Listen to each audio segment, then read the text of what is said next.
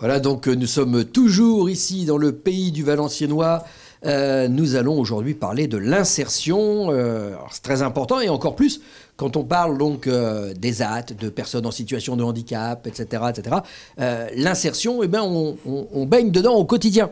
C'est pas le mien de quotidien, c'est le vôtre, Delphine et Marion, puisque tous les deux, vous avez une fonction très importante dans l'insertion. Dans un instant, on commencera par vous, si vous le voulez bien, Delphine, puisque vous allez nous parler donc du CISEP, comment fonctionne le CISEP ici à l'APEI. Et après, on vous laissera, à vous, Marion, la parole, parce que vous dirigez le Watteau Espace Service, qui est en fait l'entreprise adaptée ici de l'APEI du Valenciennois. D'accord ? Alors, on va commencer par vous, Delphine.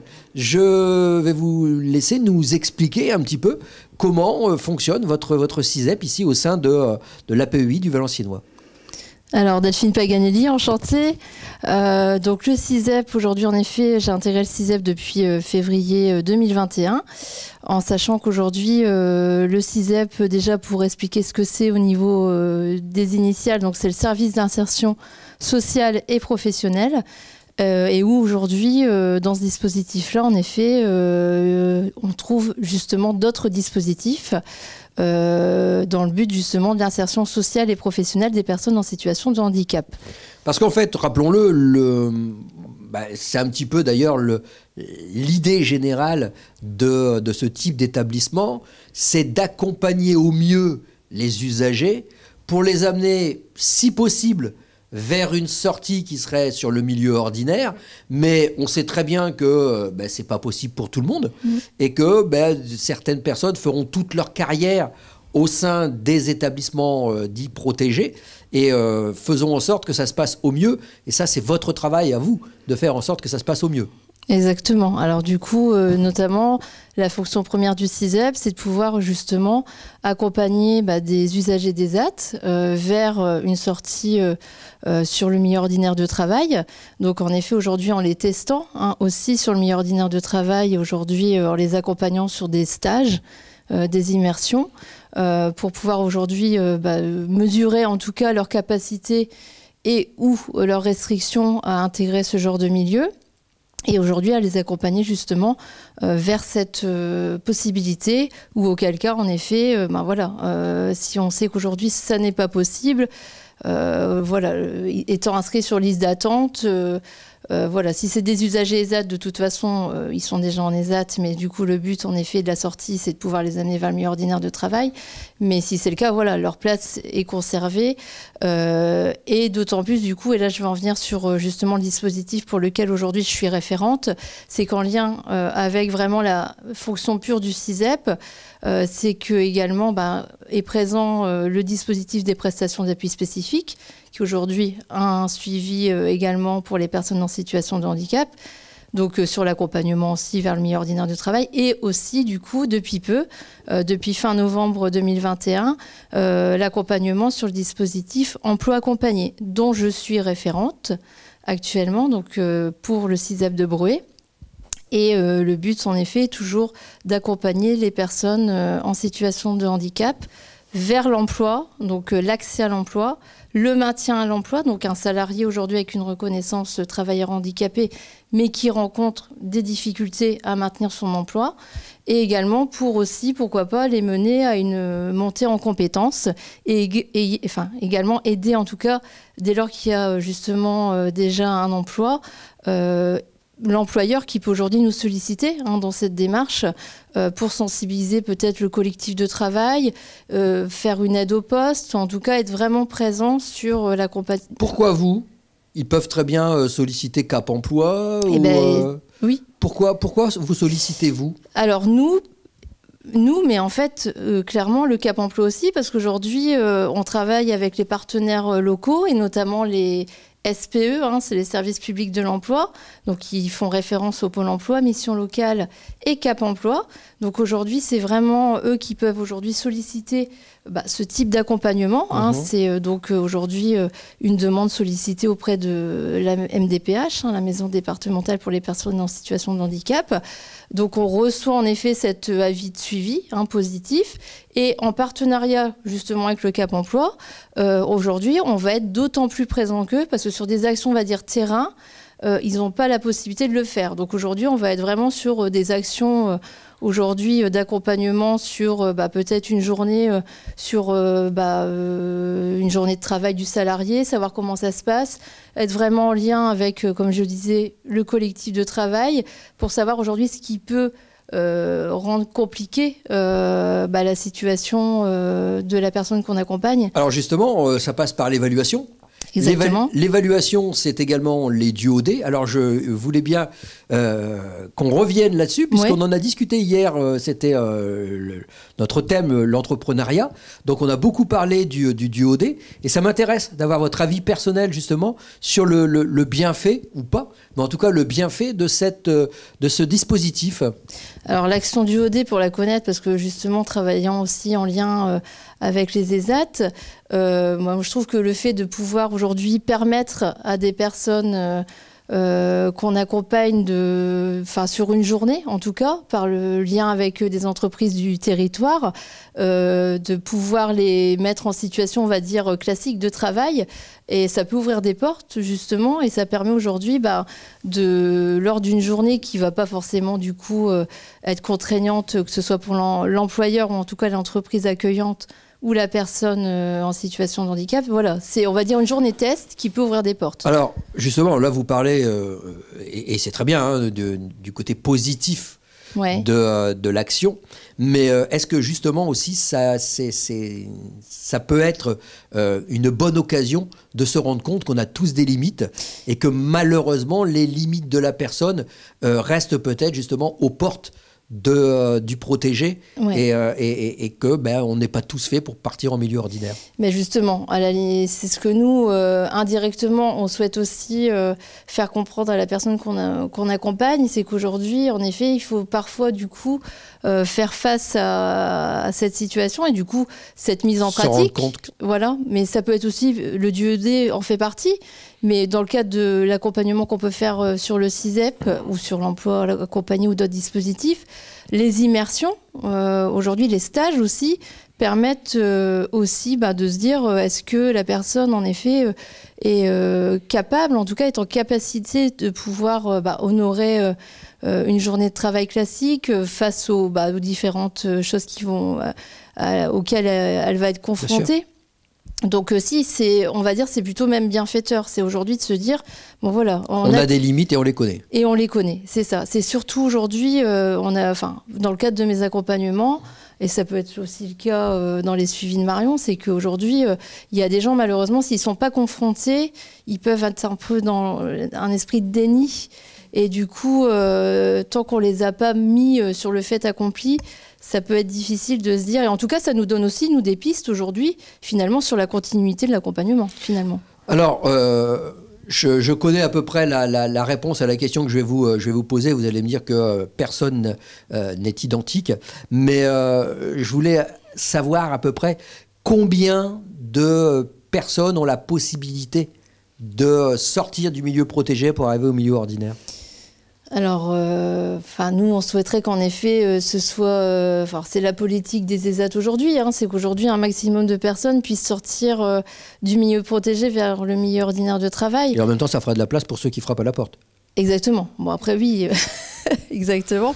Mais c'est pas toujours si simple que ça. Alors, on a pas mal de personnes, en effet, avec ce projet. Dans le cadre du CISEP, les accompagnements qui y sont faits, on souhaiterait qu'en effet, tout le monde puisse se diriger vers le milieu ordinaire de travail.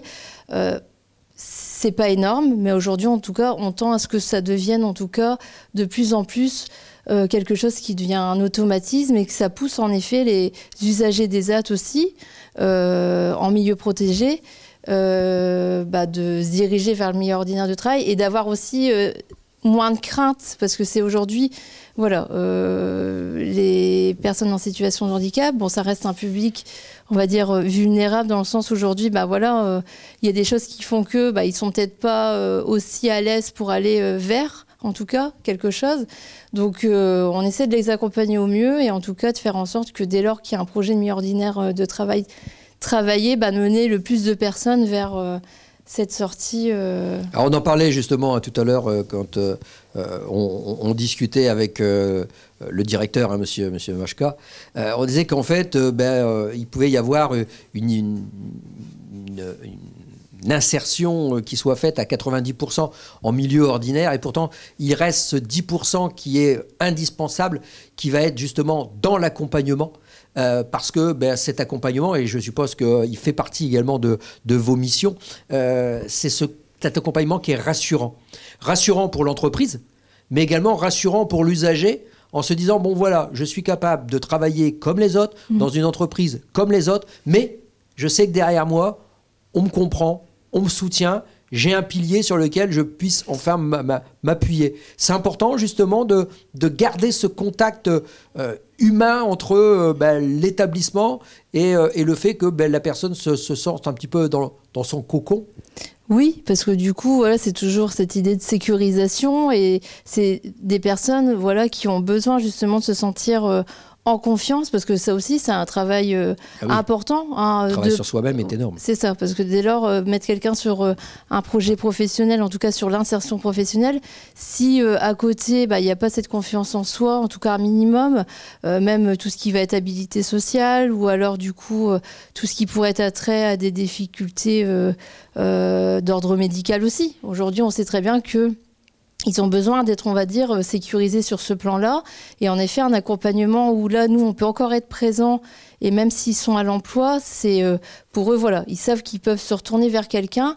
Et dans le cadre, par exemple, de l'emploi accompagné, d'autant plus, parce qu'aujourd'hui, ça reste un accompagnement qui est sans durée déterminée, adapté en effet au type d'action à mener, si c'est en effet une action vers l'emploi ou dans l'emploi. Et au vu des différentes problématiques qui peuvent être rencontrées aussi, et des besoins en tout cas. Et aujourd'hui, voilà, ça reste pérenne dans le temps, et ça peut du coup rassurer. Et la fréquence de l'accompagnement varie justement suivant les besoins. On peut être là en veille pendant 5 à 10 ans, voire plus, mais vraiment en cas de besoin, du coup. Voilà. Après Delphine, Marion. Alors Marion, vous allez nous parler de votre activité. C'est le Watteau Espace Service. Vous êtes chargée, vous, de l'entreprise adaptée. C'est ça. Donc Marion Terré, je suis chargée d'insertion professionnelle pour l'entreprise adaptée Watteau Espace Service. Donc pour rappel, les entreprises adaptées font partie du milieu ordinaire de travail, marché du travail. Et la mission principale des entreprises adaptées va être d'adapter les postes de travail, l'environnement de travail aux aptitudes et aux restrictions de personnes en situation de handicap, et qui sont toutes titulaires d'une RQTH. Donc votre activité, c'est quoi au sein justement de notre Watteau Espace ? activité principale, c'est la propreté des locaux et la propreté urbaine. Donc on a à peu près une 60aine de chantiers différents autour de Valenciennes. Et on a d'autres activités également annexes, plus attrait à la logistique, à la blanchisserie, prestations en entreprise. Donc aujourd'hui, on a une 30aine de salariés. En CDD, CDI, et on a également donc 6 salariés qui sont en CDD tremplin.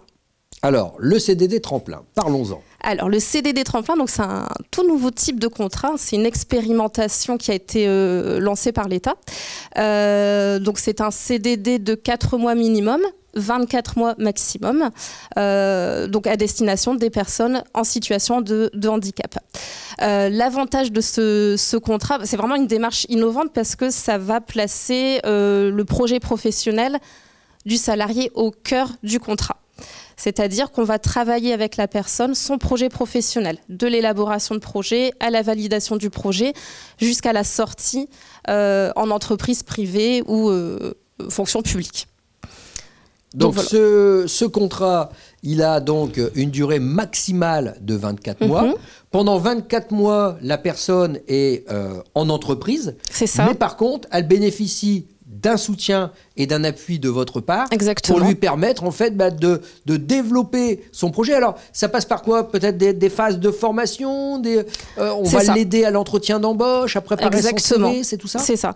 En fait, il va avoir régulièrement des entretiens qui sont individuels, personnalisés, renforcés, durant lesquels on va travailler le projet professionnel de A à Z.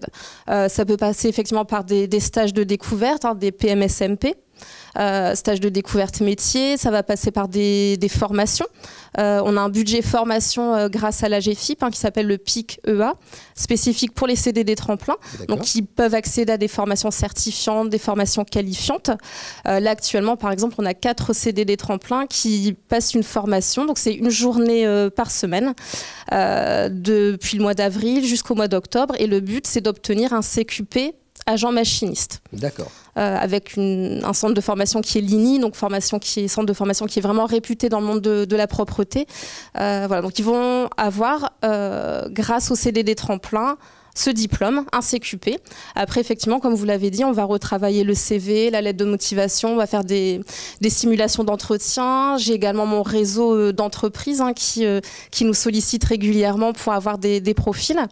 Je m'appuie aussi beaucoup sur Cap Emploi, Pôle Emploi aussi pour leur réseau d'entreprises handi-accueillantes. Donc régulièrement aussi, je transmets des CV à Cap Emploi. Nos CDD de tremplin vont aussi sur toutes les actions. Vous parliez du DUOD tout à l'heure. Voilà, on essaie de les positionner aussi. Il y a le printemps du handicap actuellement, donc ils participent également à ces actions-là. Voilà, il y a vraiment une dynamique en fait entre tous les partenaires. Et les retours, ça paye ? Oui, puisque là, on a déjà eu 4 sorties positives, ce qu'on appelle les sorties positives au sens de la directe. On a par exemple un salarié qui est en CDD tremplin, qui a bénéficié de formation et qui a été embauché par l'un de nos clients. En CDI. Donc voilà, super sortie positive. On a eu également un de nos salariés un passionné d'informatique. Donc on a passé plusieurs tests d'intérêt professionnel et il a obtenu un contrat d'apprentissage avec une formation, un titre pro technicien d'assistance informatique. Voilà, donc ça, c'est des superbes réussites pour la personne. Il était agent d'entretien, on a travaillé son projet, il y a eu des entretiens. C'est une personne qui était motivée, qui était acteur de son projet aussi. J'étais vraiment là pour le guider, mais c'est lui qui a fait l'essentiel. Et voilà, donc ça, c'est une superbe réussite pour cette personne. Donc là, je reviens, si vous le voulez bien, sur votre entreprise d'insertion. Alors on l'a compris, vous êtes dans des activités qui sont pas trop qualifiés, mais qui permettent en fait au plus grand nombre de pouvoir s'exercer. Donc nettoyage industriel, nettoyage des bureaux, nettoyage des locaux, nettoyage des espaces verts. Alors, au niveau de l'encadrement, ça se passe comment? Vous avez une équipe avec un moniteur et il a une petite équipe avec lui. Comment que ça se passe au quotidien? Alors non, nos salariés sont vraiment autonomes. Ils travaillent seuls sur les chantiers. Après, donc, on a 2 chefs d'équipe. Qui s'occupent, donc ils ont chacun la responsabilité d'une quinzaine de salariés. Donc ils les voient régulièrement, ils sont amenés à les voir minimum une à 2 fois par semaine. Par contre, vos chefs d'équipe, eux, ne sont pas obligatoirement en situation de handicap? Non. D'accord. Ils peuvent l'être, mais c'est pas forcément le cas. Voilà, exactement. Et donc ils sont là aussi pour les former, pour les accompagner au quotidien, pour assurer aussi la partie logistique. Mais voilà, c'est vraiment c'est l'équivalent du moniteur en fait en ESAT. Ouais. Chez nous, ça s'appelle le chef d'équipe. D'accord. Et ce sont les entreprises extérieures qui font appel à vous, ou vous avez des démarches commerciales d'aller chercher du marché, parce que vous êtes une entreprise également, donc il faut avoir le marché derrière, quoi. Oui, c'est ça. Mais on a un responsable d'activité qui s'occupe de la partie commerciale, de la démarche commerciale, prospection. Et après, il y a le bouche à oreille aussi. Ouais. Et puis, ça marche plutôt pas mal, le retour? On a énormément de besoins. Ouais, donc c'est super alors. Oui, ça va bien, ça va très bien. Manque de candidats, donc voilà, c'est un métier qui est peu attractif. Alors nous, en fait, ça veut dire qu'aujourd'hui, vous auriez plus de salariés, vous pourriez en faire encore plus, c'est ça alors? Oui. D'accord. Oui. Alors là, c'est vrai que nous, on n'est vraiment pas exigeants sur l'expérience, sur la formation. Ce qu'on veut vraiment, c'est des personnes motivées qui ont envie de s'investir chez nous, travailler un projet professionnel, qui acceptent de s'engager. Par contre, ils ne sont pas tous en CDD tremplin? Non. On a une trentaine de personnes en CDD, CDI, et après donc 6 personnes en CDD tremplin. D'accord. Mais malgré tout, les personnes qui sont en CDD, en CDI chez nous, on travaille également avec eux un projet professionnel, que ce soit au sein de l'EA ou un projet professionnel. Après, on a des personnes qui veulent sortir de l'EA et on va les aider. On a par exemple un salarié actuellement, qui venait d'un ESAT, qui venait de l'ESAT Watteau, je crois, Monsieur Machka me confirmera après, qui est intégré chez nous en CDI et qui aujourd'hui est en formation depuis lundi dans le cadre d'une transition professionnelle, un dossier transition pro, pour devenir chauffeur poids lourd. D'accord. Mais l'idée générale, en fait, c'est pas spécialement de les accompagner pour qu'ils aillent travailler ailleurs. Ça peut faire toute une carrière chez vous, ou oui. au contraire, vous êtes une passerelle avant d'aller travailler ailleurs. Alors, disons qu'on va vraiment s'adapter aux besoins, aux envies de la personne. On a des salariés qui sont très bien chez nous, qui ont absolument pas cette envie de partir à l'extérieur. Par contre, on a des salariés qui émettent le souhait d'une reconversion professionnelle, d'une sortie vers une entreprise privée. Donc là, on va les accompagner. Donc c'est le cas pour notre salarié Jérémy qui son rêve, c'est de devenir chauffeur poids lourd. Et d'ailleurs, pour valider la faisabilité de son projet aussi, chauffeur poids lourd, je suis passée par le CISEP, par une prestation d'appui spécifique pour valider la faisabilité du projet, pas le lancer sur cette formation, puis que derrière, il n'ait pas les capacités d'occuper le poste. Bien, écoutez, cette émission sur l'insertion aura été très enrichissante. Merci à toutes les deux de vos témoignages. Merci à vous. Ça nous a permis de mieux comprendre un petit peu comment ça se passait, et puis de voir qu'en fait il y a des solutions à tout, quoi. Si on est bien en milieu ESAT, on y reste. Si on a la possibilité de passer dans une entreprise adaptée qui, elle, en fait, travaille dans le milieu ordinaire, on peut également. Et puis, si on veut passer de l'un à l'autre en étant accompagné, on fait appel en fait à Delphine, au CISEP, et on va pouvoir passer d'une catégorie à une autre. En fait, c'est juste une question de volonté, quoi. Exactement. Tout est possible. C'est ça. Voilà, donc merci également à la région Hauts-de-France, à l'AGFIP Hauts-de-France et donc à l'APEI du Valenciennois de nous accueillir ici. Demain, notre dernière émission, elle aura lieu donc avec Monsieur Machka, et nous parlerons de l'accessibilité. À demain. Première région automobile, première région ferroviaire, première région agroalimentaire, première région en matière d'investissements directs étrangers pour les projets industriels. Un hub logistique international. Mais aussi une région avancée en matière de transition énergétique et de technologie numérique pour une économie plus responsable, plus durable, plus connectée et plus collaborative. La région Hauts-de-France, une région qui se transforme.